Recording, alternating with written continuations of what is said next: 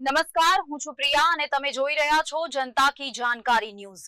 નજર કરીએ આજના સમાચાર ઉપર। અમરેલી જિલ્લાના રાજુલા શહેરમાં આજે ગુજરાતના મુખ્યમંત્રી ભૂપેન્દ્રભાઈ પટેલે નવનિર્મિત મહાત્મા આરોગ્ય મંદિરનું લોકાર્પણ કર્યું હતું। મુખ્યમંત્રીએ સાદગી દાખવી પોતાનો કાફલો ટૂંકાવી માત્ર 2 કારમાં હોસ્પિટલ સુધી પહોંચવાનું પસંદ કર્યું હતું।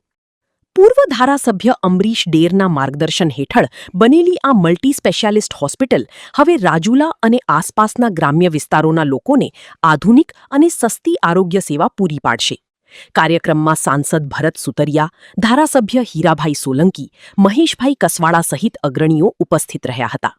લોક સાહિત્યકાર માયાભાઈ આહિર અને કલાકાર સાંઈરામ દીવેની હાજરીએ કાર્યક્રમને વિશેષ બનાવ્યો હતો। રિપોર્ટર વિજય બારૈયા, મહુવા।